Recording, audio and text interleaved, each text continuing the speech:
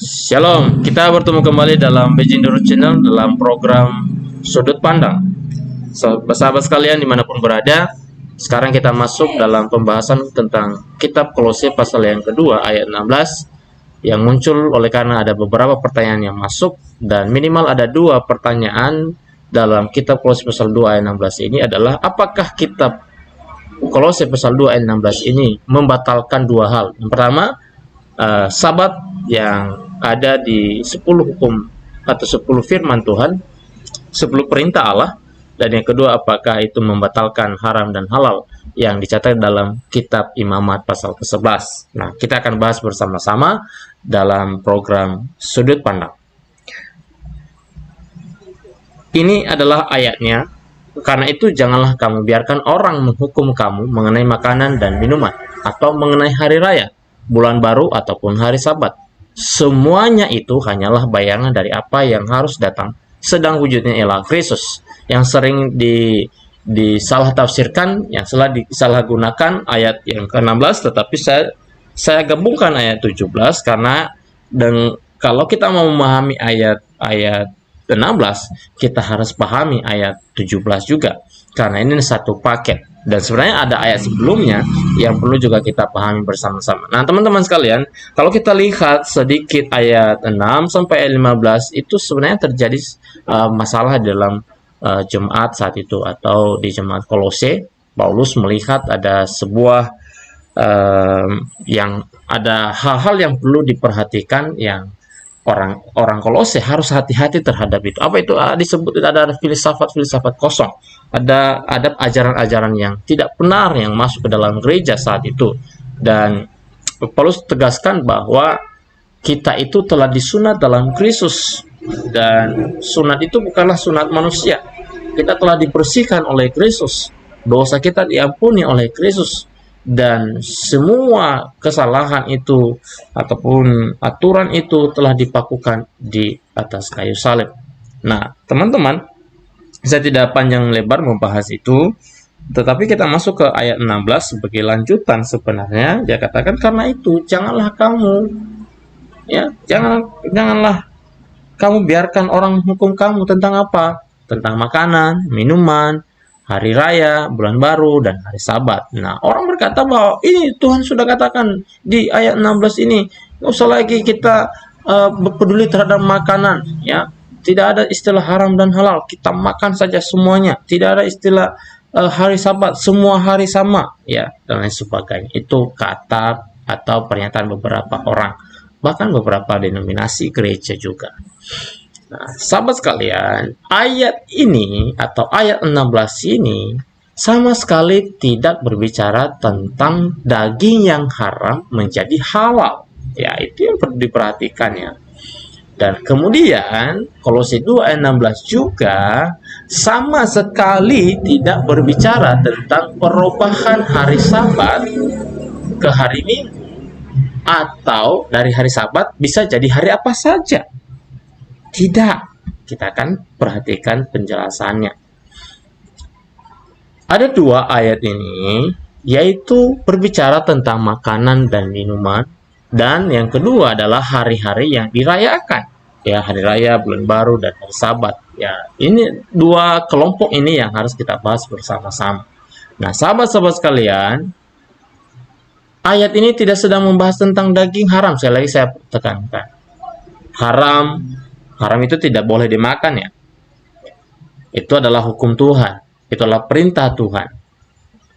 Lalu apakah yang haram menjadi halal sekarang setelah Yesus Kristus datang ke dunia ini menjadi halal? Tidak, ya. Ini berbicara tentang makanan dan minuman yang disajikan, ya.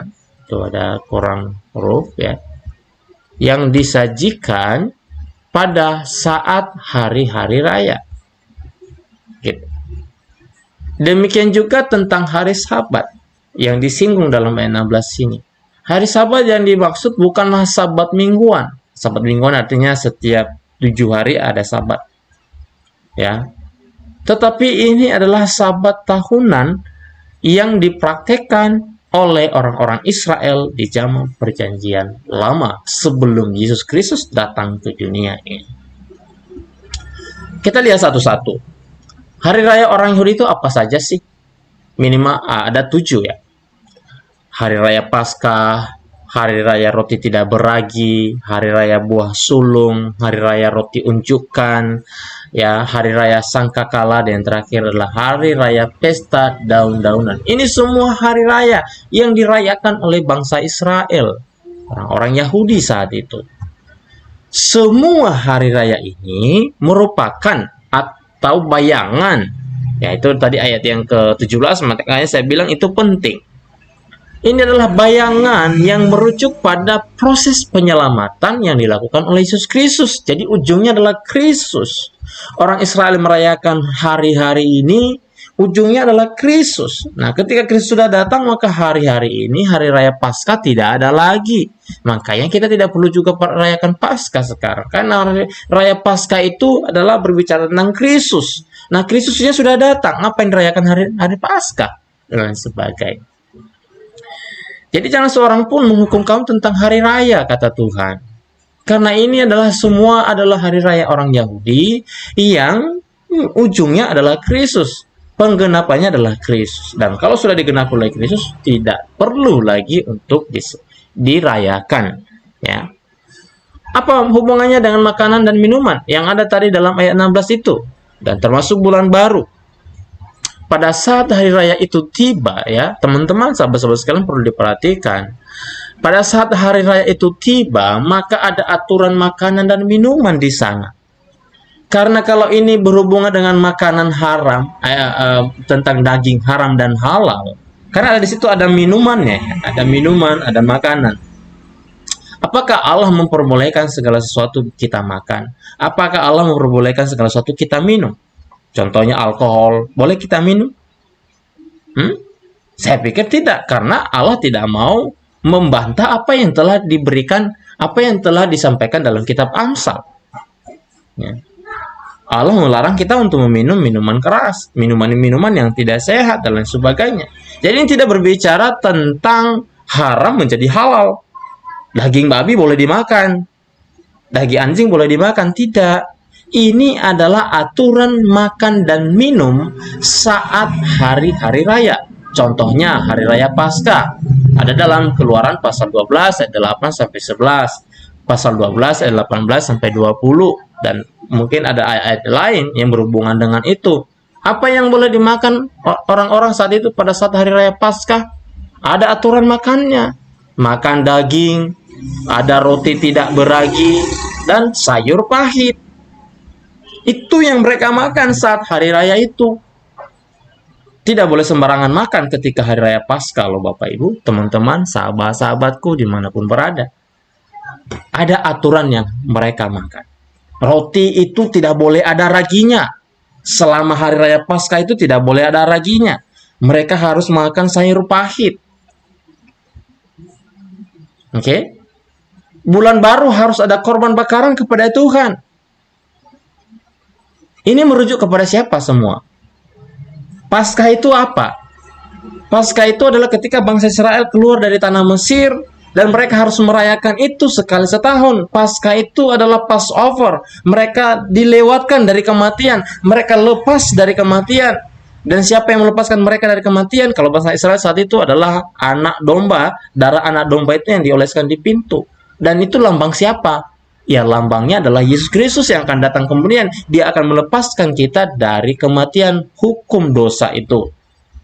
Dari upah dosa itu. Yesus Kristus adalah penggenapan Paskah yang sesungguhnya. Maka tidak perlu kita merayakan Paskah di saat ini.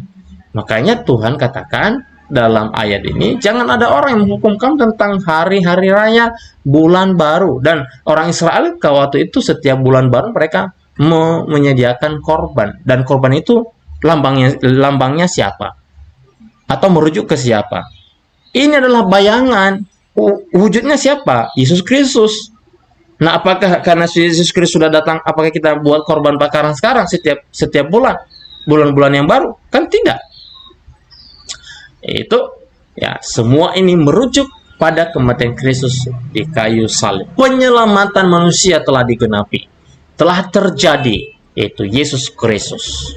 Kita masuk kepada bagian yang terakhir, yaitu hari Sabat. Ya, tadi tuh kalau kita lihat kalimat terakhir itu, jangan ada orang mengguguk kamu tentang hari Sabat. Apakah ini artinya bahwa hari Sabat tidak berlaku lagi? Hari Sabat hari ketujuh, hari Sabat mingguan. Apakah kalau engkau beribadah di hari lain tidak apa-apa, suka-sukamu? Jangan ada orang menghukum kamu mau ibadah hari Sabat atau tidak, mau hari apa saja yang kamu suka silakan. Apakah itu maksudnya? Tidak, sahabat-sahabatku. Ada beberapa hari Sabat dalam Alkitab. Bukan hanya satu Sabat dalam Alkitab, ada beberapa. Kita lihat ya satu-satu. Yang pertama adalah Sabat mingguan. Sabat mingguan itu hari Sabtu, peringatan penciptaan. Ketika Allah menciptakan langit dan bumi, selama 6 hari dia bekerja menciptakan bumi ini di segala isinya termasuk kita manusia. Lalu pada hari yang ketujuh dia beristirahat, dia memberkati, menguduskan hari itu, dan itulah hari Sabat. Itu terjadi sekali seminggu, jatuh pada hari Sabtu. Itulah hari ketujuh, hari Sabat, hari Sabat Tuhan Allah. Itu adalah Kejadian pasal 2 ayat 1 sampai 3, bukan 13 ya. Pasal 3, lalu Keluaran pasal 20 ayat 8 sampai 11. Lalu yang kedua, ada Sabat tahunan, hari ketujuh. Ya, ketika mereka merayakan Sabat tahunan itu, maka selama 7 hari mereka merayakan itu, dan pada hari ketujuh ada hari Sabat. Dan ketika mereka merayakan hari itu, hari ketujuh itu dalam 1 tahun, ya setiap 1 tahun maksud saya, maka itu sama dengan hari Sabat. Full, penuh, tidak boleh melakukan pekerjaan. Hari Sabat tahunan ini boleh jatuh pada hari apa saja. Nanti kita bahas mungkin ya, ada di Roma pasal 14, ada juga yang bertanya tentang begitu, bahwa jangan kamu berdebat tentang hari apa saja ya. Ini adalah salah satu jawabannya. Sabat tahunan hari ketujuh, hari Sabat tahunan ini boleh jatuh pada hari apa saja. Itu hanya sekali terjadi dalam 1 tahun. Ya, itu disebut dengan Sabat tahunan. Dan setiap kali ada perayaan, maka hari itu dianggap sebagai hari kudus, hari perhentian atau Sabat. Nanti teman-teman baca ya dalam Imamat pasal 23 ayat 5 sampai 8 dan Imamat pasal 23 ayat 32. Jadi semua perayaan-perayaan itu di zaman kita perjanjian lama itu jatuhnya sama seperti hari Sabat mingguan. Tidak boleh ada aktivitas, tidak boleh ada pekerjaan, itu dikuduskan, itu menjadi hari kudus atau hari Sabat bagi bangsa Israel saat itu. Nah, apa itu Sabat tahunan? Itu berhubungan juga dengan apa? Dengan Yesus Kristus. Ya, berhubungan dengan Yesus Kristus, berhubungan dengan penebusan. Ya, seperti hari Paskah tadi, dirayakan sekali setahun. Dan ketika mereka merayakan itu, maka hari itu menjadi hari Sabat bagi mereka, menjadi hari perhentian penuh bagi mereka sekali dalam setahun. Peringatan bahwa mereka telah lepas dari kematian. Nah, sekarang Yesus Kristus sudah datang yang melepas kita dari kematian. Kita tidak perlu lagi merayakan Sabat tahunan karena yang ditunggu-tunggu telah datang. Siapa itu? Yesus Kristus. Nah, sahabat-sahabatku sekalian, apa yang dikatakan dalam ayat ini tadi ayatnya ya, Kolose pasal 2 ayat 16 dan 17. Yang putih ayat 16, yang kuning ayat 17. Karena itu janganlah kamu biarkan orang menghukum kamu mengenai makanan dan minuman, atau mengenai hari raya, bulan baru, ataupun hari Sabat. Apakah ini berbicara tentang haram menjadi halal?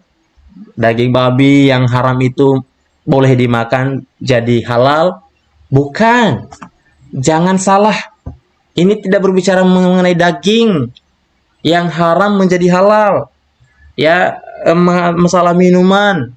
Ya, yang alkohol kita bisa minum. Enggak, bukan itu. Ini tidak berbicara tentang hari Sabat, hari ketujuh. Kita boleh rayakan kapan saja, hari apa saja, jatuh suka-suka kita. Bukan. Ini tidak berbicara tentang Sabat mingguan. Tetapi ini berbicara tentang semua perayaan-perayaan yang ada di kitab perjanjian lama, yang itu semua, yaitu makanan dan minuman yang dilakukan di saat perayaan itu, hari raya itu, bulan baru itu di mana ada korban bakaran di sana, ataupun hari Sabat yang dirayakan sekali dalam setahun. Itu semua hari Sabat itu adalah bayangan dengan yang akan datang. Apa itu? Yesus Kristus. Itulah sebabnya ayat 17 berkata, semua itu hanyalah bayangan dari apa yang harus datang, sedang wujudnya ialah Kristus. Pertanyaan saya yang terakhir adalah, apakah Sabat hari ketujuh ada hubungannya dengan, apakah Sabat hari ketujuh itu adalah bayangan? Tidak, karena Sabat hari ketujuh sudah ada sebelum dosa. Tidak ada hubungannya dengan apa? Dengan dosa atau penyelamatan Yesus di kayu salib. Apakah haram dan halal itu adalah bayangan terhadap penebusan Kristus? Bukan juga. Ya, karena masalah makanan dan minuman dalam kitab perjanjian lama itu yang merupakan bayangan adalah korban bakaran, bukan masalah haram dan halal. Sahabat-sahabatku sekalian, semoga penjelasan yang singkat sederhana ini membantu kita untuk memahami apa pesan Tuhan dalam Kolose pasal 2 ayat 16, saya tambahkan ayat 17-nya. Tuhan Yesus memberkati kita semua. Shalom.